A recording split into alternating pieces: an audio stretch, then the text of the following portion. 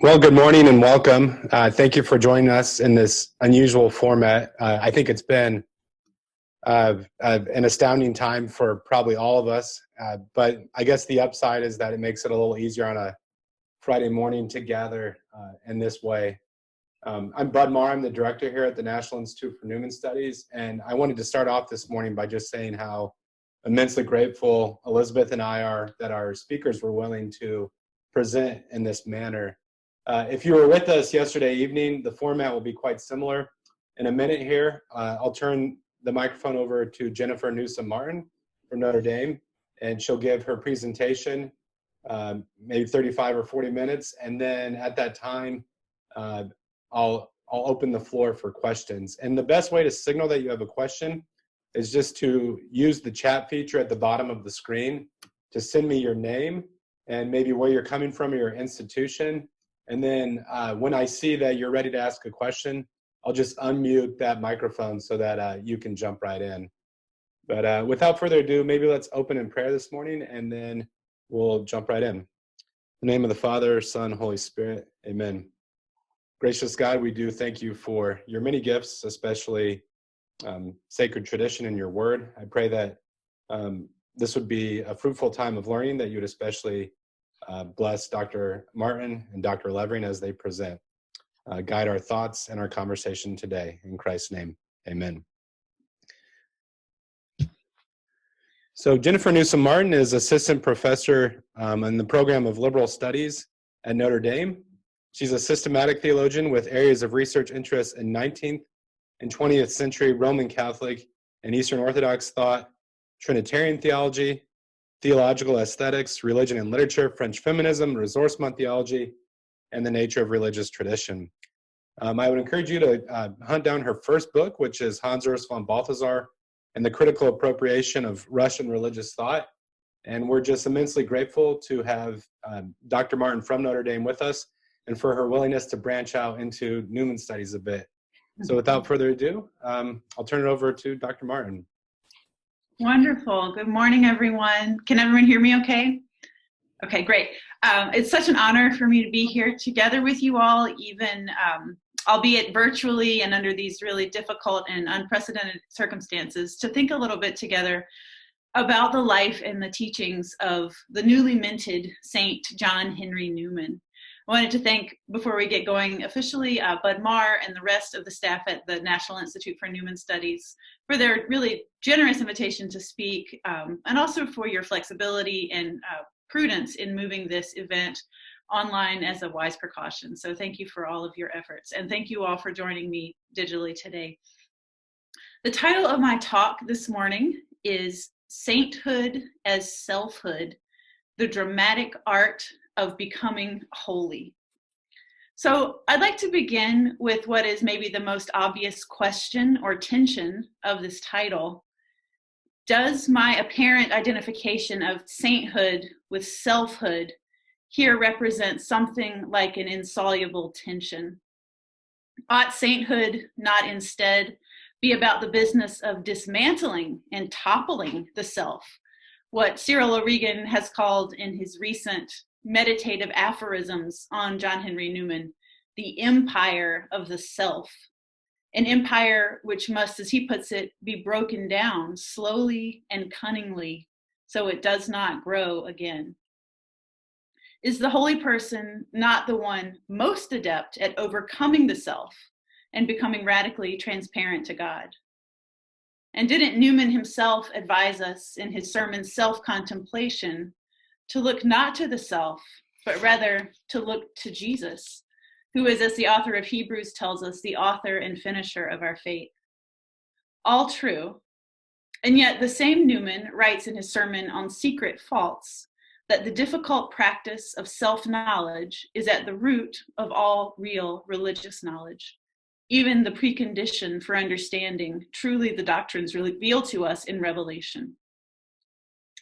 More than this, however, for St. John Henry Newman and for other saints and mystics who lived both before and after him, the theological category of selfhood is a manifestly complicated one. It's manifestly complicated because, as we are told in the letter to the Galatians, Yet I live, it is no longer I, but Christ who lives in me.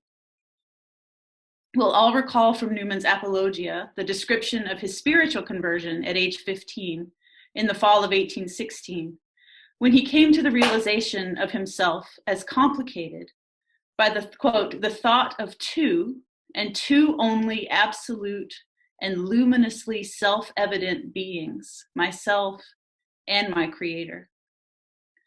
The saint and the mystic and the ordinary human being are thus no longer individuated or bare selves, but rather refigured into selves who contain a world, selves for whom the inner life is a rich warren of unexplored terrain, selves who indeed house the infinite God in a reciprocal indwelling that lies beyond all imagination. As Louis Boyer describes Newman's growing consciousness of himself in and after this inner spiritual conversion at 15, quote, this self, so adamant in its nature, was suddenly projected into the self of that other and became wholly obedient to him, end quote. Newman's sense of self-reliance was thus exchanged that day with a sense of the interior presence of the divine other, a sense of presence that on Newman's telling never waned, and which resonates clearly with Newman's later teachings we'll see on personal conscience. So I'd like to center my reflections right at the locus of this paradox, thinking in particular about how this category of self gets deployed and is functioning variously across Newman's writings. I'll focus in particular on the genres of autobiography and the sermon. Though, of course, Newman is perhaps most associated with providing rational accounts of faith and reason, what I'd like to explore today is really the strangeness and the mystery of the self on the road to holiness, particularly in the case of the saints. For the saints, genuinely sanctified selfhood is not at all in the mode of possession. It's neither egoism nor solipsism, but rather something more like a prismatic luminosity, at the same time singular and polyphonic, as the one light of God shines through and refracts the individual particulars of a historically embodied life. Hans Urs von Balthasar, who is the person I normally study, who's known in theological studies for a really strong emphasis on what's been called a metaphysics of the saints, has written that, quote, the saints are lost in the depths of God. They are hidden in him. Their perfection grows not around the center of their ego, but solely around the center of God, whose inconceivable and incalculable grace it is to make his creature freer in himself and for himself, to the extent that he becomes freer for God alone. So in the saints and in all of us, the self is at once something like a scourge to be surmounted, but simultaneously the theater of an immediate encounter with the triune God. In the second volume of his magisterial mystic fable, Michel de Certeau suggests, and here specifically with reference to Saint Teresa of Avila and her interior castle, which is another text which certainly reimagines the representation of the self, that the saints and the mystics have complicated the long-standing Delphic injunction of the Western tradition, that is, know thyself, by posing to it two further and very important questions. Who else lives inside of you? And to whom do you speak? Section 2, autobiography and the problem of self-representation. There are already difficulties, of course, with the genre of autobiography in general, and even more difficulties simply with ascribing the genre of autobiography to Newman's Apologia. We know the conditions of autobiographical writing might invite a kind of suspicion of possible insincerity, because the narration, of course, aims at representation and thus introduces an element of construction or artifice. Autobiography is prone to forgetfulness in some instances or false memory in others. It's possibly plagued with subjectivism, subject to narrations that could be read as self-serving, self-aggrandizing, or even more complex, self-lacerating, but in a self-motivated way. Of course, Newman was incredibly sensitive to this tendency of self-representation to fall into disingenuousness. Indeed, probably more scrupulous about such matters than most.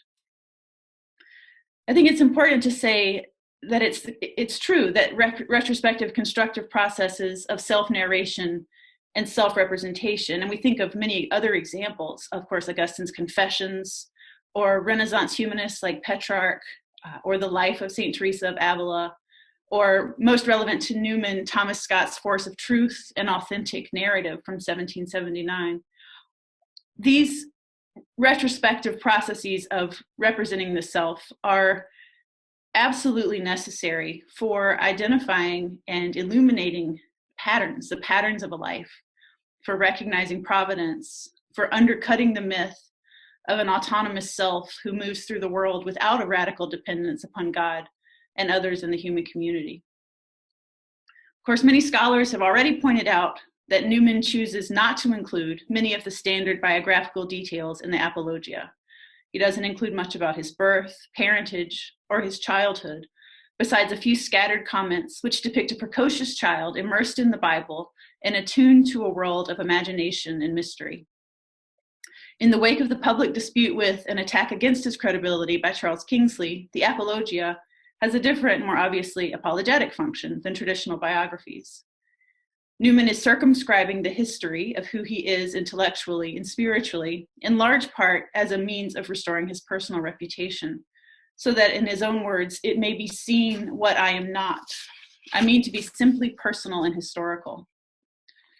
And it is the narrative of a conversion, though certainly a bit more cerebral than some, to the Catholic Church and his well-considered reasons for doing so. I have no doubt that the Apologia is a reliable witness to the life and the motivations of St. John Henry Newman.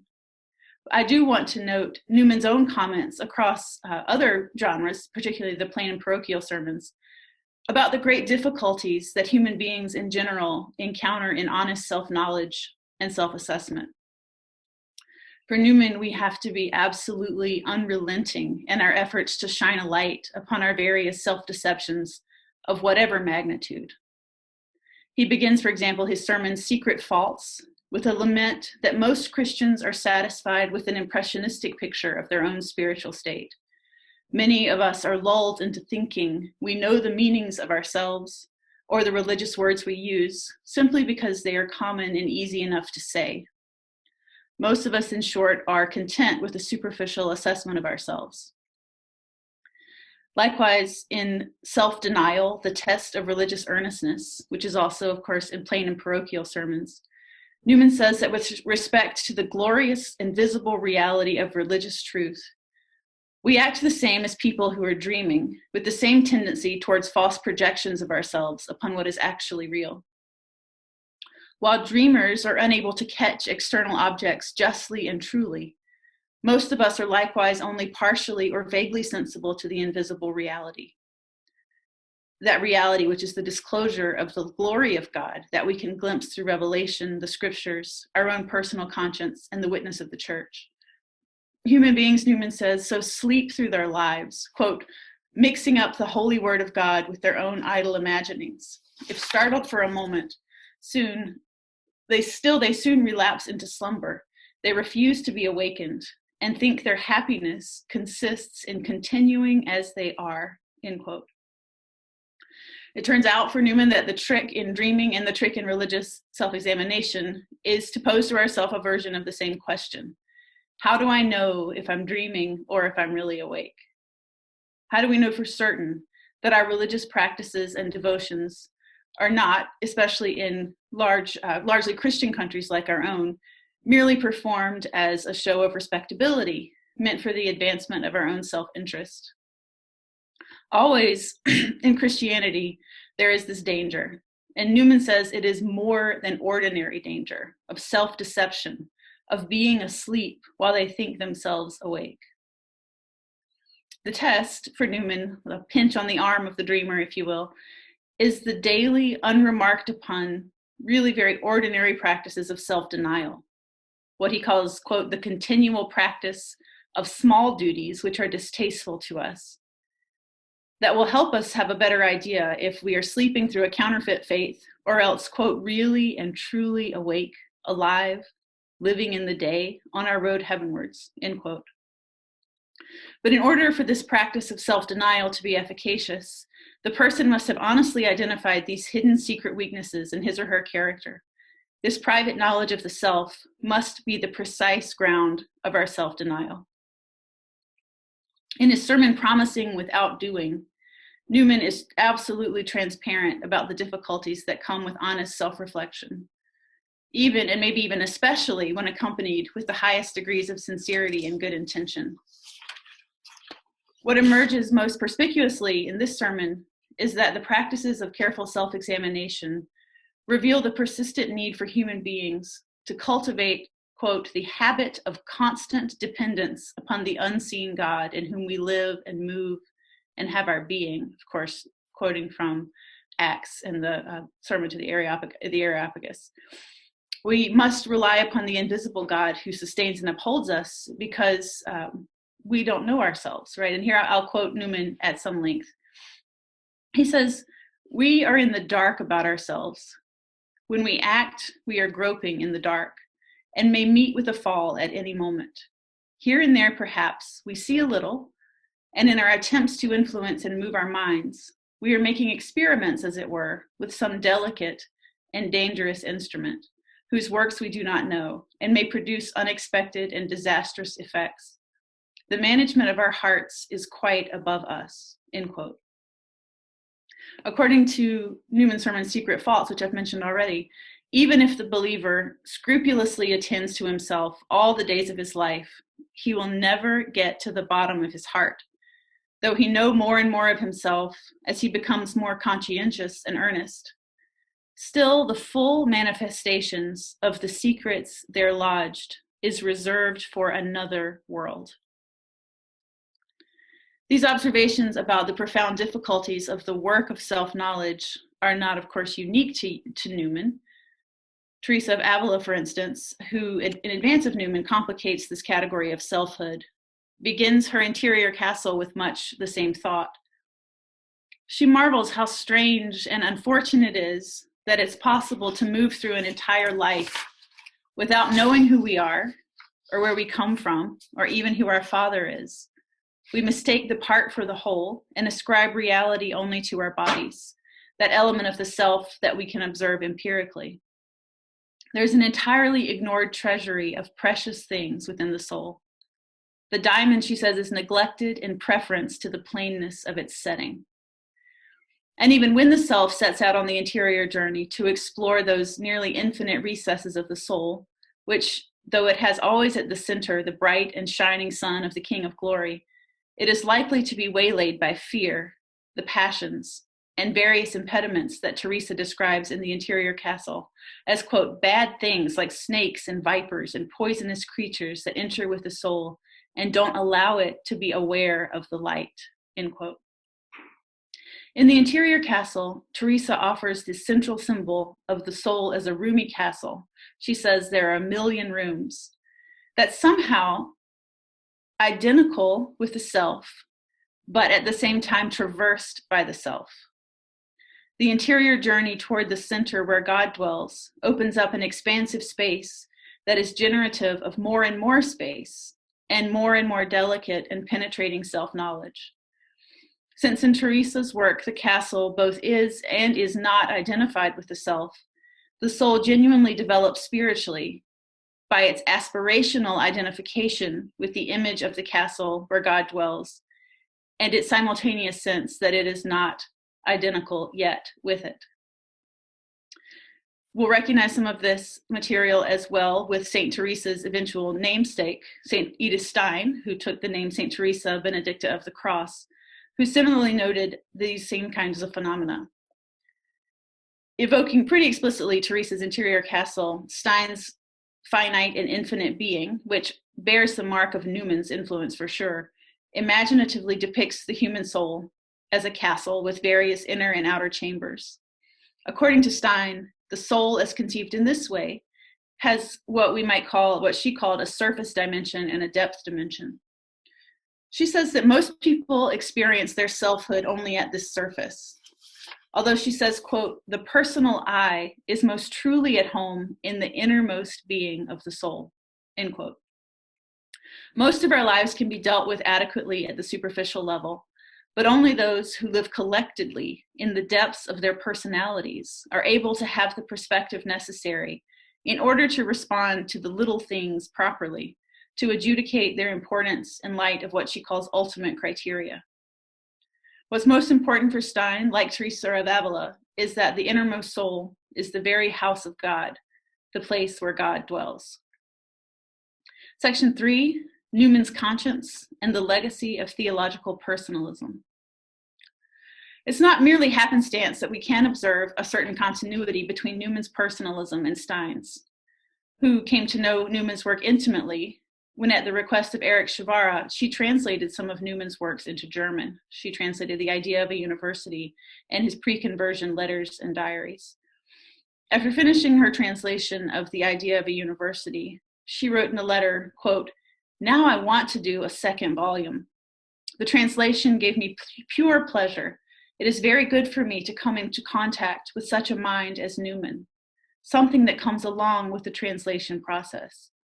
His entire life was a search for religious truth and led him inevitably to the Catholic Church." There's certainly an explicit link between Newman's teachings and the theological personalism later advocated not only by Edith Stein, but also by figures like John Paul II, Hans Urs von Balthasar, and Joseph Ratzinger, later Pope Benedict XVI, all of whom have intellectual debts to and resonances with the thought of Newman.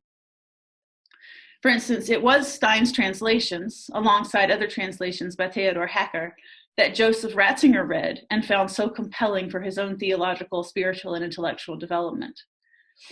He explicitly identified Newman's thought, as you probably know, particularly his teachings on conscience, as a direct precursor to his own interest in theological personalism. In his speech on the 100th anniversary of Newman's death in April 1990, Ratzinger noted that when he began his seminary education in the mid-1940s, quote, "Newman's teaching on conscience became an important foundation for theological personalism, which was drawing us all in its sway. Our image of the human being, as well as our image of the church, was permeated by this point of departure," end quote. Especially in the context of a totalitarian regime, which attempted by force to overthrow the dictates of personal conscience through capitulation to the state, Ratzinger praised specifically the liberating potential of Newman's teachings on conscience, which privileged a strong exercise of human freedom without equating it with individualism, subjectivism, or caprice. For Ratzinger, the way of conscience is everything except a way of self-sufficient subjectivity. It is a way of obedience to objective truth. For someone like Balthasar, personalism was one of the main approaches, alongside his recovery of beauty and aesthetics, that it had the potential to overcome the so-called anthropological reduction of modernity. That is, Balthasar says, it's precisely the otherness of other persons both human and divine, in their resolute alterity, which prevents the full contraction into the modern subjectivist mantra that man is the measure of all things. In fact, he wrote his little book, Love Alone is Credible, precisely in order to grapple with the problem that Christianity had lost its credibility in the context of a modernity that had desacralized the mystery of the cosmic order into the merely natural and placed not God but the human being at the center of its worldly calculus. What is real and credible is only that which can be empirically verified, proven, that which can be repeated identically under scientific method, that which could be seen and observed and measured with human tools. In this context, Balthasar writes that it is only in the phenomenon of what he calls the hard collision of strangers. I wouldn't recommend that right now, but where something, he says, like a reference beyond opens up. If God, the holy other, ever wishes to encounter man, the place he manifests himself cannot but lie in the person who remains ever other to me. In other words, my neighbor, who though nearest to me, is always at the same time the one who stands furthest from me, because no matter how much I can know and experience about him and from him or through him, I can never know or experience that person himself in his uniqueness. For Balthasar, the anthropological reductions of modernity are chastened, not only by the otherness of other persons, but more profoundly by the otherness of the person of God as incarnate word, and intimately the reciprocal indwelling of this God within the human self. The second of Descartes' questions from the mystic fable, "To whom do you speak?" brings us, I think, close to Newman's teaching on personal conscience. In his letter to the Duke of Norfolk, Newman suggests tellingly that conscience is, quote, not a long-sighted selfishness, nor a desire to be consistent with oneself, but a messenger from him who speaks to us behind a veil, end quote. Similarly, in Newman's novel Callista, the eponymous character makes the personal quality of this presence of conscience particularly clear. She says, quote, "You may tell me that this dictate is a mere law of my nature, as it is to joy or to grieve. I cannot understand this. No, it is the echo of a person speaking to me. Nothing shall persuade me that it does not ultimately proceed from a person external to me. It carries with it the proof of its divine origin. My nature feels toward it as towards a person. When I obey it, I feel a satisfaction. When I disobey, a soreness, just like that I feel in pleasing or offending some revered friend. The echo implies a voice, the voice a speaker. That speaker I love and fear," end quote. These textual examples demonstrate that for Newman, conscience is decisively not the imprimatur of the subjective tastes of an autonomous self who is his own master in all things, apart from God. Conscience isn't merely myself writ large, but refers instead to the one to whom we speak interiorly, and the one who speaks to us, the one who speaks personally and intimately, but also with force, authority, and conviction. My conscience is both legitimately mine and legitimately an encounter with the holy other, to whom, if I am to enjoy any sense of spiritual well-being at all, if I am to be able to say genuinely, my conscience is clear, I must swear perfect obedience, not only in matters large, but more so in matters small, matters known only to me in the secret, hidden recesses of the self, which is enfolded with and around the center of God and not around my own ego. The voice of God within us as our personal conscience assists us at once with identifying and quelling those natural tendencies and predispositions which contradict the glory of our supernatural end and slow our trajectory toward becoming our true selves as dwelling places of God. Section 4, the unbearable lightness of becoming holy. Although I have said in no uncertain terms that the self is, in a way, doubled, Christ in me, the hope of glory, to quote Colossians, a claim which absolutely forbears crass versions of egoism or individualism. We have to say with equal force and conviction that for Newman and for those personalist thinkers who were influenced directly by him, like Stein, Balthasar, and others, that the self is in other respects so thoroughly singular as to be uncountable among others in a group.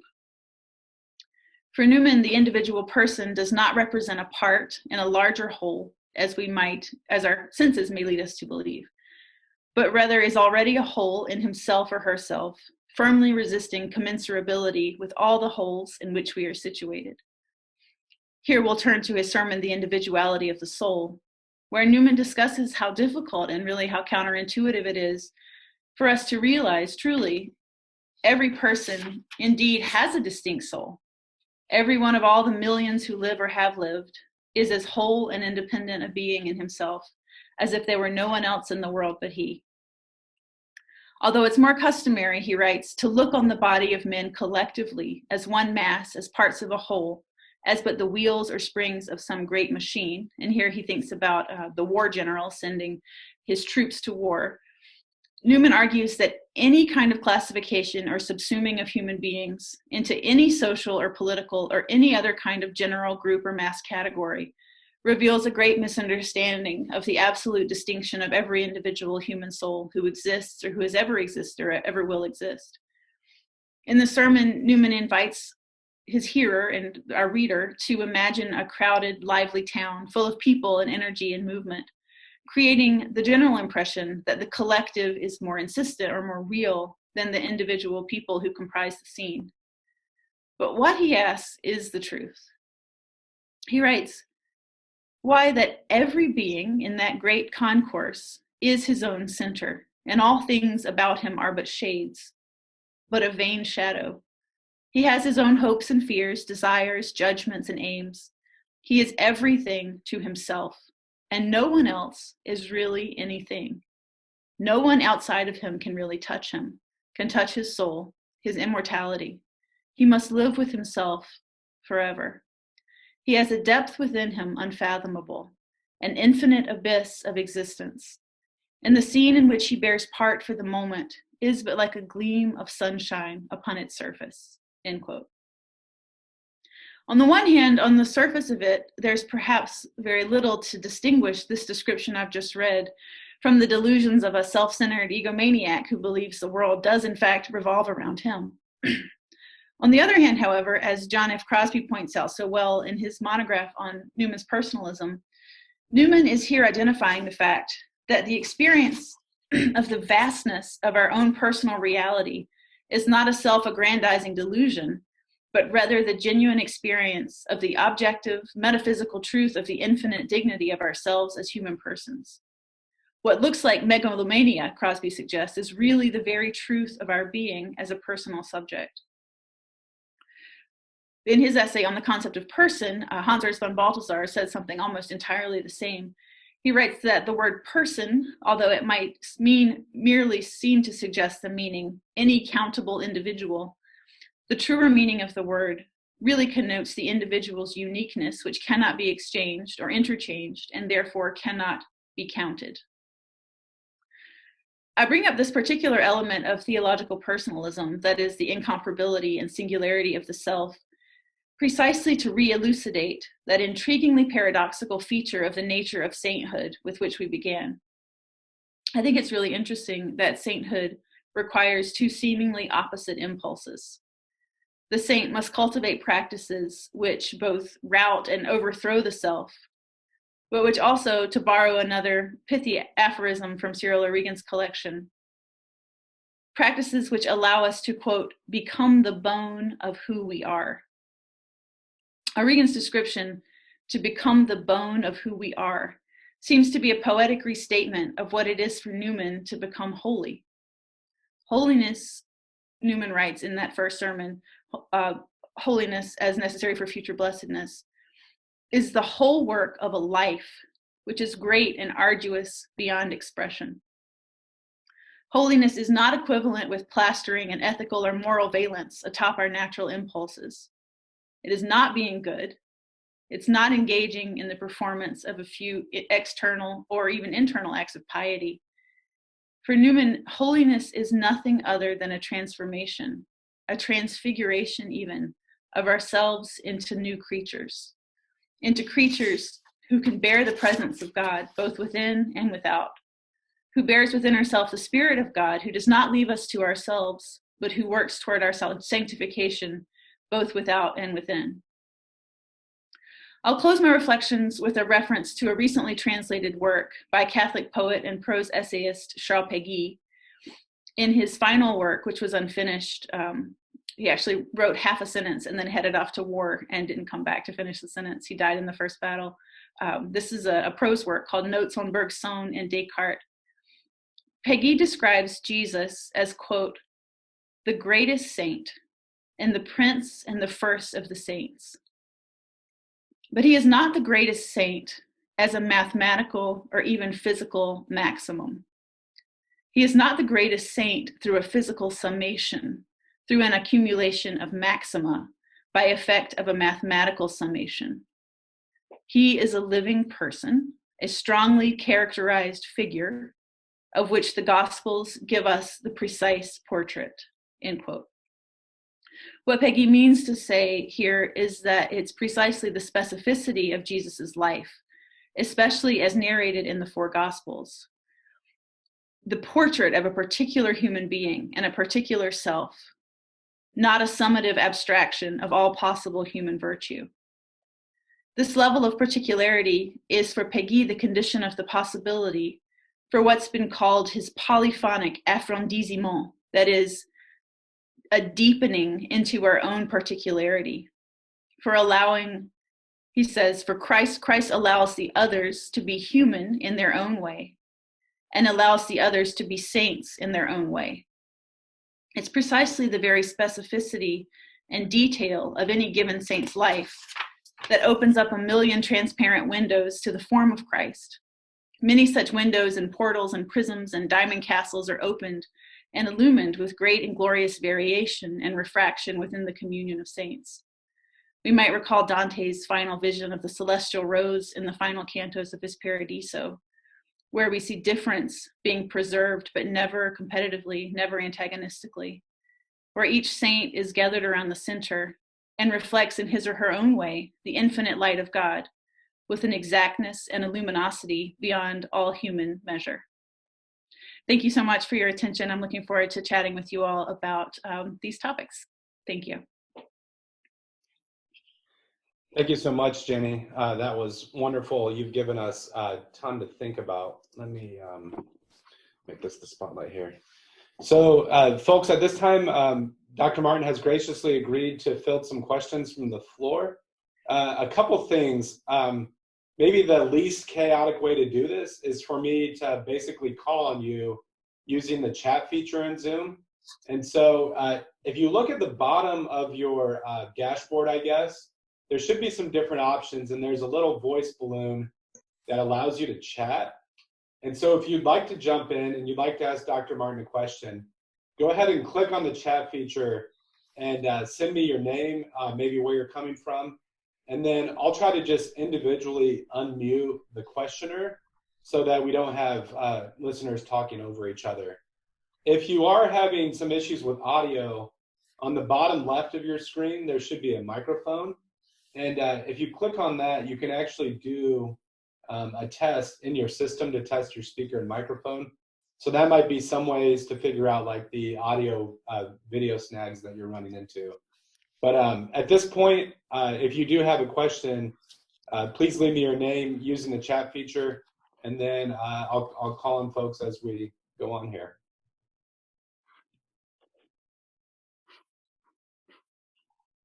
I could kick us off. Yeah, go ahead. So I'll start us. I guess I tend to always have a question at these sorts of things. And so thank you so much for that paper. Just wonderful things to think about. In Newman studies recently, there's actually been a bit of controversy around Newman's apologia. The late Frank Turner wrote a book, and Dr. Turner was, he was pretty upfront about the fact that he was not a huge fan of Newman. And so there's certainly a sort of bent to it. But as you were talking, I was thinking about the comparison between Newman's biography and St. Augustine's. Mm-hmm. And I was intrigued by this genre of confession related to what Newman said about how we often are prone to self-deception. And I wonder if paying attention to genre, and you have any thoughts about this, if that could maybe shift the conversation. Dr. Turner argues in short that Newman was duplicitous, that he said his career was one long battle against liberalism, but he actually harbored this latent animosity towards evangelicals. But I wonder if you think of the apologia as confession, if maybe we can only understand the truth of our lives retrospectively, like looking backwards to see how God's providence was at work.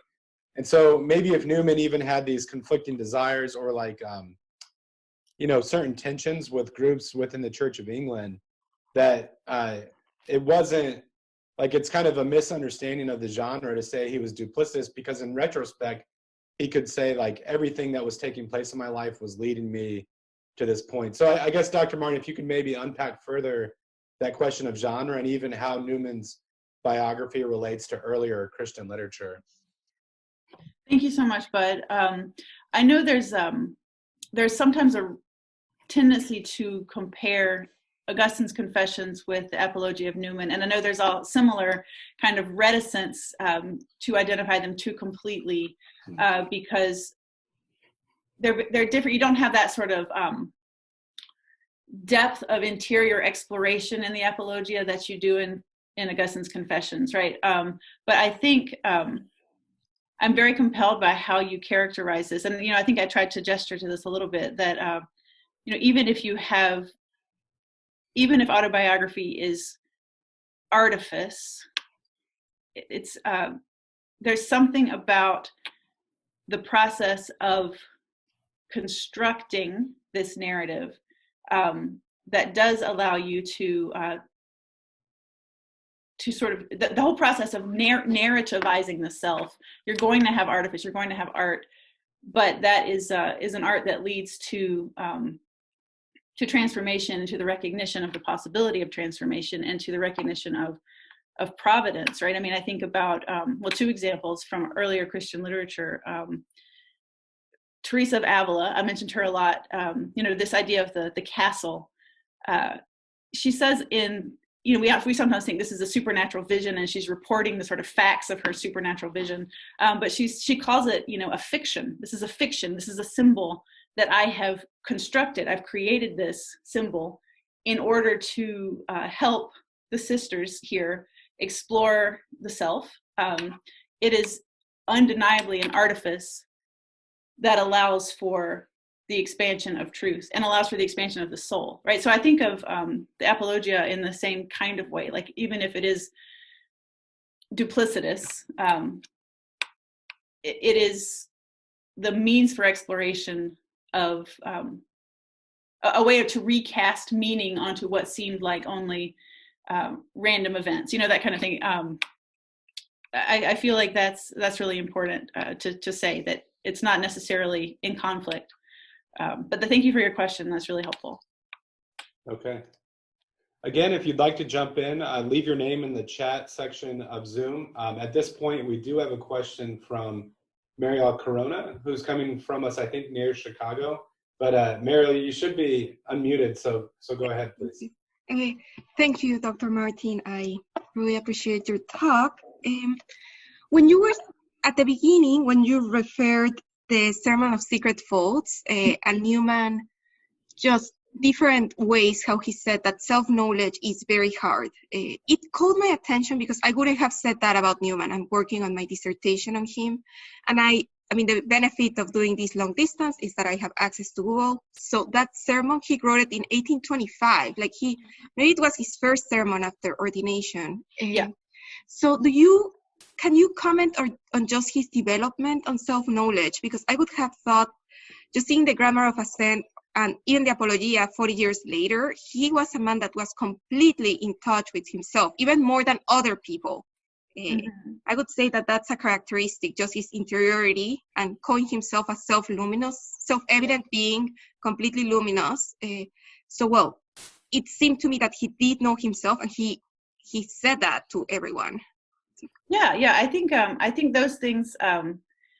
I think that's what's so interesting to me about this kind of paradox, right? I mean, for sure, there's not only kind of intellectual development, but also spiritual development. I mean, if we think about the bit how someone develops over the course of a life, especially someone like Newman, who was so sensitive and so attuned to the own kind of like movements of his soul, and so attentive, to be able to see, certainly to be able to know the self with confidence.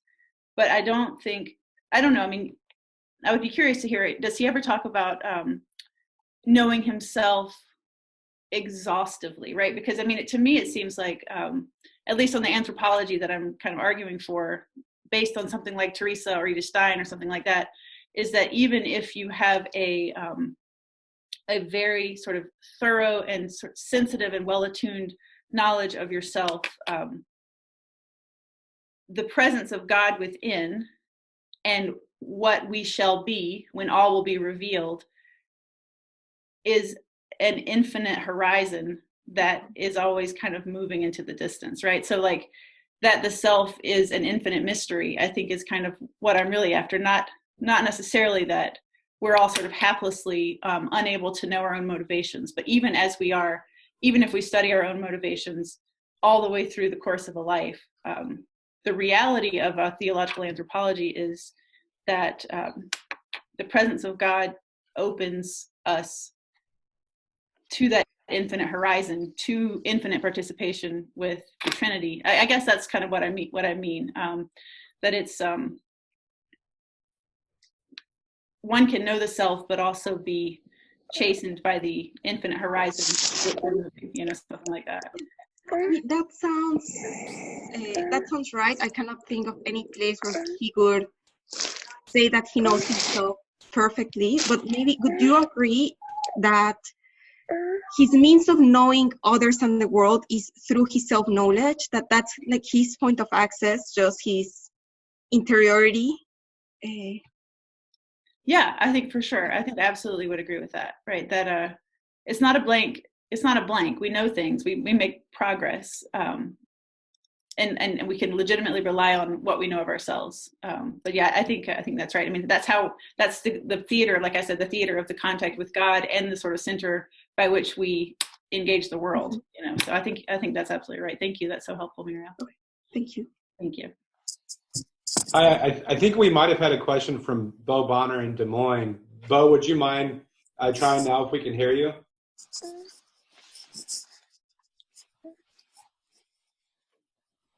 Okay. He left his question via chat. So Bo Bonner was asking, so he says, Dr. Martin, autobiography creates an artifice of the self so that we can have a relationship to ourselves and be critical towards it. But it's always a snapshot in time. What should Christians take from this practically to grow in the spiritual life? I think, I don't know, I might go back to someone like Peggy, who would say something like, nothing is ever lost, right? I mean, you have these moments in your life, or something like someone like Dante even, right? Where, you're sort of like haplessly wandering through your life, and then you realize like you're being led to a point, right? So that I think the practical kind of thing is that every detail is not for nothing, right? I mean, everything is leading us someplace that we think about Dante in the Paradiso when he turns and looks over the course of his whole life, and that he sees the earth down on the he calls it the little threshing floor. I mean, it seems so far away, but he's able to look on it with sympathy and to see the ways in which God has, through particular persons, through specific relationships, that God has used to bring him to that point. I feel like it's important that we don't sneer at the smallness of God's kind of interventions for us, right? The people we meet, chance meetings on a subway, that kind of thing. I feel like that it re-enchants the Christian life with a sense of adventure and possibility and mystery, which I think is, a better way to live than to think that everything is just contingent.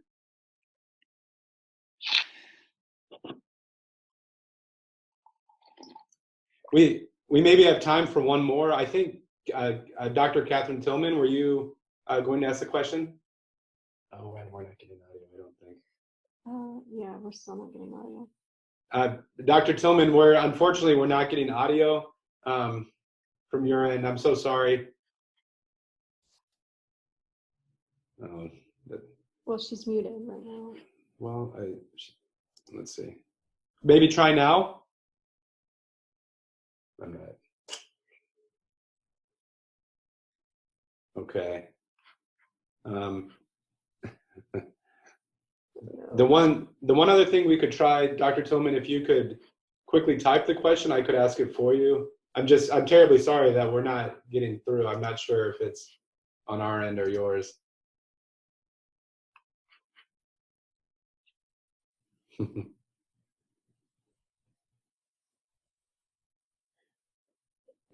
Dr. Tillman, if you email me the question, I can make sure that it at least gets to Dr. Martin. That's on the bottom left where that microphone is, maybe changing which speaker you're using.